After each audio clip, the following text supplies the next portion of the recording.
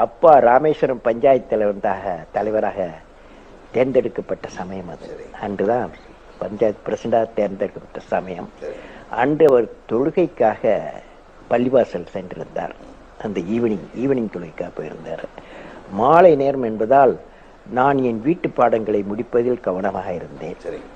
அப்பொழுது வீட்டு வாசல் யாரோ கூப்பிடு சத்தம் கேட்டு வாசலுக்கு சென்று பார்த்தேன். ஒருவர் மூடிய தாம்பாளத்தட்டுடன் நின்று கொண்டிருந்தார்.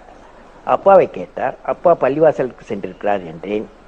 அவர் கொண்டு வந்த தாம்பூலத்தட்டை என்னிடம் கொடுத்து, அப்பா வந்ததும் கொடுத்து விடுங்கள், அப்பா கொடுத்து என்று கூறினார். அம்மாவின் அனுமதிக்காக, அப்பா இல்லை அங்க, அப்போ அம்மாவின் அனுமதிக்காக கூப்பிட்டேன், சத்தம் போட்டு கூப்பிட்டேன்.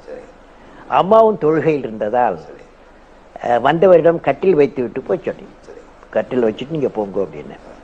தொழுகு விட்டு வீடு திரும்பிய என் தந்தை அந்த பொருட்களை பார்த்து யார் கொடுத்தார்கள் என்று கேட்டார்கள். அப்போது அதுவரை அடியே வாங்கினதில்லை. அப்பா அவருக்கு மிகவும் கோபம் வந்து விட்டது. என்னை அடின்னு அடித்து விட்டார்கள். நான் மிகவும் பயத்துடன் தாயாரிடம் போய் இருந்து கொண்டேன். என் தாயார் என்னை அழைத்து சென்று தந்தையிடம் விட்டார்கள்.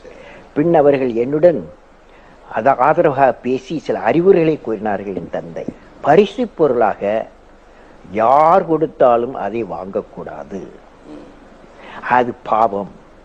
எதையோ எதிர்பார்த்து வருவது பரிசு, எதையோ எதிர்பார்த்து வருவது பரிசு. திருக்குர்ஆனில் அவர் கோட் பண்ணார். திருக்குர்ஆனில் இருந்து சில வரிகளை எனக்கு எடுத்து காட்டினார்கள். அதாவது, இறைவன் ஒருத்தரை ஒரு பதவிக்கு நியமித்தால் அவருக்கு தேவையான எல்லாவற்றையும் கொடுத்து விடுவார் இறைவன். அதற்கு மேலாக மனிதன் வேறு எதையாவது எடுத்தால் அது தவறான வழியில் வந்து ஆதாயமாகும். இந்த அறிவுரை எப்பொழுதும் எனக்கு வழிகாட்டியாக இருந்தது.